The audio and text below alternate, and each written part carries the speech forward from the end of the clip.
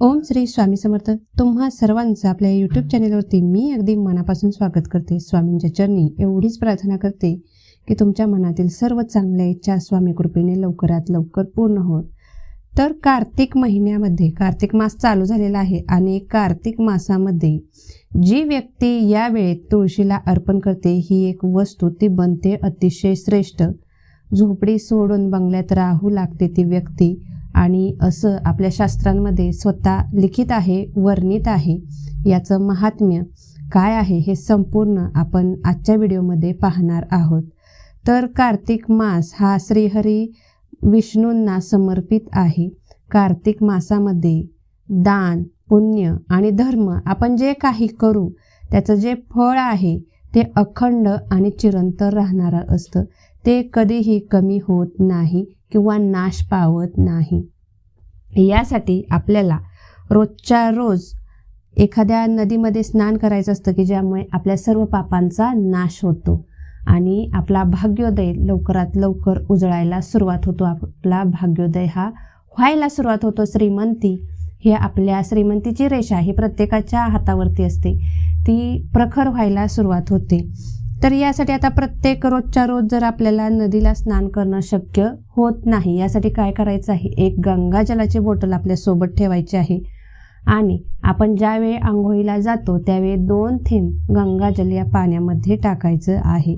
आता तुळशीचं महत्त्व जाणून घ्या. कार्तिक महिन्यामध्ये तुळशीला अतिशय म्हणजे अतिशय मानाचं स्थान आहे, अतिशय महत्त्व आहे. कार्तिक महिन्यामध्ये तुळशीला जर आपण प्रदक्षिणा घातल्या 1,00,000 प्रदक्षिणा आपण जर कार्तिक मास चालू झाल्यापासून संपेपर्यंत कधीही किंवा रोजच्या रोज थोड्या थोड्या करून अशा संपूर्ण महिन्यामध्ये आपण जर 1,00,000 प्रदक्षिणा तुळशीला घातल्या तर आपल्या आयुष्यातून दारिद्र्याची रेषा ही माता लक्ष्मी आणि विष्णू स्वतः पुसून टाकतात. आपल्याला कधीही गरिबी शिवत देखील नाही आपल्या कुटुंबाला. एवढं जास्त महत्त्व हे तुळशीचं आहे या महिन्यामध्ये. तसेच कार्तिक महिन्यामध्ये तुळशीचं पूजन केल्याने माता लक्ष्मी अतिशय प्रसन्न होते, कारण तुळस ही विष्णुप्रिय आहे. तुळस ही विष्णू भगवानांना अतिशय आवडते, अतिशय प्रिय आहे. तुळशीशिवाय विष्णू महाराजांचं, विष्णू भगवानांची जी पूजा आहे ती अपूर्ण मानली जाते.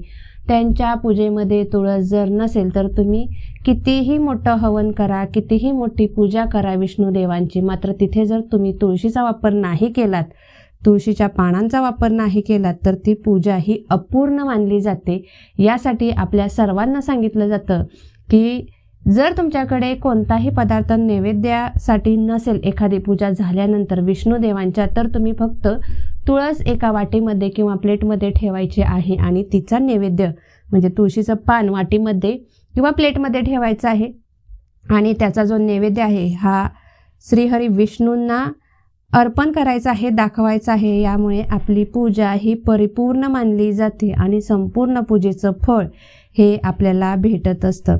कार्तिक महिन्यामध्ये जेवढं तुळशीचं महत्त्व आहे ना तेवढं कोणत्याही महिन्यामध्ये नाही. सर्वश्रेष्ठ कार्तिक महिना हा आहे आणि या महिन्यामध्ये आपल्याला तुळशीला रोजच्या रोज न विसरता या वेळेतच ही एक वस्तू अर्पण करायची आहे की ज्यामुळे आपल्या घरातील पूर्णपणे दारिद्र्य जे आहे ते नष्ट होण्यास मदत मिळते आणि पूर्णपणे दारिद्र्य हे नष्ट होतं या उपायाने. तर काय करायचं आहे बघा, आपल्याला ना पहाटे ब्रह्ममुहूर्तावरती आंघोळ करायची आहे. कधीही बिना आंघोळ करता तुळशीला हात सुद्धा लावायचा नसतो आणि तुळशीवरती आपलं सावट देखील पडलं नाही पाहिजे याची देखील काळजीही घ्यायची असते. यासाठी आपल्याला ब्रह्ममुहूर्तावरती 1 महिनाभर हे उठायचं आहे.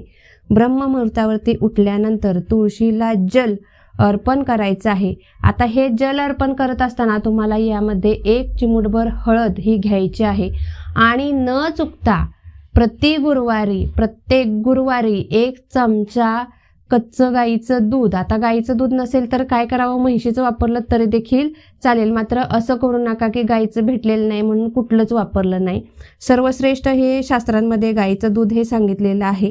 मात्र जर नाही मिळालं कारणास्तव एखाद्या माझ्याकडे नसते गाई एखाद्याच्या एरियामध्येच गाय नसते, अशा लोकांनी काय करावं तर म्हैशीचं वापरलं. तुमच्याकडे जे दूध असेल ते तुम्ही अर्पण करा. 1 चमचा कच्चं दूध असावं, तापवलेलं नसावं, आणि 1 चिमूटभर हळद.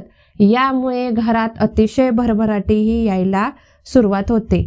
तर आपल्याला काय करायचं आहे, हा कार्तिक महिना जोपर्यंत चालू आहे तोपर्यंत रोजच्या रोज सकाळी ब्रह्ममुहूर्तावरती आंघोळ करायची आहे आणि ब्रह्ममुहूर्तावरतीच आपल्याला तुळशीचं पूजन करायचं आहे. आणि हे पूजन करत असताना आपल्याला 1 तांब्या जल रोजच्या रोज आपल्याला अर्पण करायचं आहे. रविवारचा आणि एकादशीच्या दिवशी तुळशीला जल अर्पण करायचं नाही. इतर सर्व दिवस जे आहेत त्या दिवशी आपल्याला जल हे अर्पण करायचं आहे 1 चिमूटभर हळद टाकून. आता हे झाल्यानंतर आपल्याला तिथे 1 दिवा लावायचा आहे. आता हा दिवा जर ते तुपाचा मिळाला तर अतिशय उत्तम, मात्र सर्वांची परिस्थिती तशी नसते की आपण तुपाचा दिवा लावावा. यासाठी आपल्याला काय करायचं आहे तर तेलाचा दिवा लावायचा आहे. सर्वात श्रेष्ठ तूप, त्याच्यानंतर तिळाचं तेल, त्याच्यानंतर मोहरीचं तेल, आणि त्याच्यानंतर जी सर्वात शेवटची आपली कॅटेगरी असते ती खाद्यतेलाची. आपण कोणतंही तेल जे आपल्या घरात असेल ते. पण मी तर तुम्हाला सांगेन की तुमची जर परिस्थिती तशी नसेल, मात्र तुम्हाला देवाची भक्ती करण्याचं वेळ असेल, तुम्हाला देवासाठी काहीतरी करण्याचं वेळ असेल, तर यंदा तुम्ही साध्या तेलाचे दिवे लावा. तुमच्याकडे कोणतंही तेल असो, असं अजिबात मनात आणू नका की माझ्याकडे आता नाही तर मी कुठून आणू. असेल परिस्थिती तर विकत आणा, नसेल परिस्थिती जी तुमची आहे तशी यथाशक्ती भोळी भाबडी जी सेवा आहे ती तुळशी मातेच्या चरणी रुजू करायची आहे. मात्र तुम्हाला ही रोजच्या रोज प्रार्थना करायची आहे की यंदा माझी परिस्थिती नाही म्हणून मी जे माझ्या घरात आहे त्याच्याने तुझी पूजा करत आहे, मात्र पुढच्या वर्षीपर्यंत अशी काही धनदौलत मला दे की मी शुद्ध गाईच्या तुपाचाच दिवा तुमच्या पुढे लावेन. एवढी बरकत, एवढी भरभराटी माझ्या घरात येऊ दे, अशी तुळशी मातेला प्रार्थना करायची आहे आणि नमस्कार करायचा आहे. हे झाल्यानंतर तुम्ही अगरबत्ती ओवाळायची आहे आणि घंटीचा नाद तुळशीजवळ करायचा आहे 2 मिनिट. आणि ज्यावेळी तुम्ही दिवा लावाल, सकाळ किंवा संध्याकाळ, ज्यावेळी तुम्ही दिवा लावाल त्यावेळी शुभं करोति कल्याणम आरोग्यम धनसंपदा शत्रुबुद्धी विनाशाय दीपक ज्योती नमस्तुते. हा मंत्र तुम्हाला 3 वेळा दिवा प्रज्वलित केल्यानंतर म्हणायचा आहे. यामुळे तुमच्या आयुष्यामध्ये तुमचं कल्याण व्हायला सुरुवात होतं. आरोग्य, धन, संपदा ही मिळायला सुरुवात होते आणि शत्रूंचा सर्व प्रकारे नाश होतो. बुद्धी जर आपली भ्रष्ट होत असेल, होतं कधीतरी आपला चिडचिडेपणा, प्रमाणाच्या बाहेर जर आपल्याला राग आला तर आपला जो मनावरचा ताबा आहे तो सुटायला सुरुवात होतो. तर हे जे काही त्रास असतील तुमच्या घरामध्ये, वादविवाद असतील, तर ते पूर्णपणे नाहीसे हे होत असतात. आता सकाळचा देखील हा दिवा लावायचा आहे ब्रह्ममुहूर्तावरती मी तुम्हाला सांगितले, आणि संध्याकाळचा देखील हा दिवा संध्याकाळी 3 सांजेच्या वेळी म्हणजे सरासरी 6 वाजल्यापासून 7:30 वाजेपर्यंत हा दिवा अशाच प्रकारे प्रज्वलित करायचा आहे. जल जे आहे ते फक्त एकच वेळी सकाळी अर्पण करायचं आहे. एवढीच फक्त तुम्ही जी पूजा आहे ती या महिन्यामध्ये रुजू करा. तुम्हाला खरंच सांगते, अप्रतिम अनुभव तुम्हाला आल्याशिवाय राहणार नाही. आणि ज्यांना कुणाला कार्तिक महिन्यामध्ये जर काही अडचणींच्यामुळे तुम्हाला दीपदान करता आलं नाही तर तुम्ही कार्तिक महिन्याची जी पौर्णिमा आहे ती 27 तारखेला आहे. तुम्ही 27 तारखेला 31 दिवे कणकेचे बनवायचे आहेत. 31ही दिव्यामध्ये 31 दिवे बनवायचे. 31च्या 31 दिव्यामध्ये तूप घालायचं, लांब वाद घालायची आणि हे दिवे प्रज्वलित करायचे. तुळशीची आरती करायची म्हणजे ओवाळायचं तुळशीला आणि तिथेच तुळशीजवळ ठेवायचे आहेत.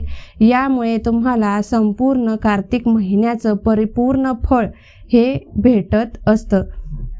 तसेच तुम्ही रोजच्या रोज कार्तिक महिना संपेपर्यंत तुळशी नामाष्टकाचं पठण हे करायचं आहे, ज्यामुळे तुम्ही हा जो धनप्राप्तीचा किंवा संपत्ती प्राप्तीसाठी आपण जी ही सेवा करणार आहोत तुळशीची, त्याचा द्विगुणित आपल्याला लाभ आणि फायदा मिळायला सुरुवात होतो. तसेच ज्या जोडप्यांना संततीचं सुख नाही, मुलं नाही, त्यांनी देखील ही पूजा करायची आहे 31 दिव्यांची.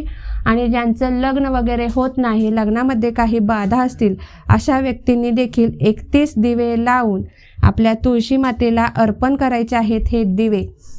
आता हे 31 दिवे कधी लावावे? एक तर ब्रह्ममुहूर्तावरती लावा तुम्ही, अतिशय उत्तम. सोन्याहून पिवळं तुमची पूजा झाली की ब्रह्ममुहूर्तावरतीच तुम्हाला हे दिवे लावायचे आहेत. आता ब्रह्ममुहूर्त सकाळी 3 ते 6च्या दरम्यानचा जो असतो तो ब्रह्ममुहूर्त असतो. या वेळेतच तुम्हाला आंघोळ करायची आहे आणि हे दिवे प्रज्वलित करायचे आहेत. आता रोजच्या वापराचा दिवा कोणता घ्यावा?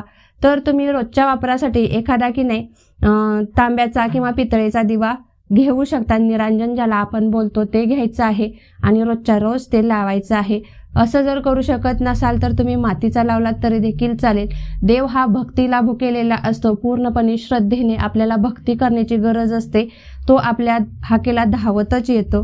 ज्या घरासमोर तिन्ही सांजेच्या वेळी आणि ब्रह्ममुहूर्ताच्या वेळी कार्तिक महिन्यामध्ये निरांजन लावलेलं असतं, दिवा लावलेला असतो, तो सिग्नल असतो माता लक्ष्मीसाठी की आम्ही तुमच्या आगमनासाठी दिवा लावलेला आहे, त्यामुळे माता लक्ष्मी पटकन त्या घरामध्ये प्रवेश करते. हाच उद्देश मनात ठेवून आपल्या शास्त्रांमध्ये लिखित आहे की सर्वांनी सकाळ आणि संध्याकाळ, कार्तिक महिनाच काय पण तुम्हाला जर वर्षातले 365 दिवस जरी ही सेवा करता आली तरी करा. एका वर्षात तुमचं घर हे धनधान्याने पैशाने भरून गेल्याशिवाय राहणार नाही, याची खात्री मी स्वतः तुम्हाला देते. तुम्ही देखील अनुभव घ्या. तुमचे आलेले सुंदर अनुभव मला कळवायला अजिबात विसरू नका. व्हिडिओ आवडला असेल तर रामकृष्ण हरी किंवा श्री स्वामी समर्थ अशी कमेंट नक्की व्हिडिओमध्ये खाली डिस्क्रिप्शन बॉक्समध्ये करा.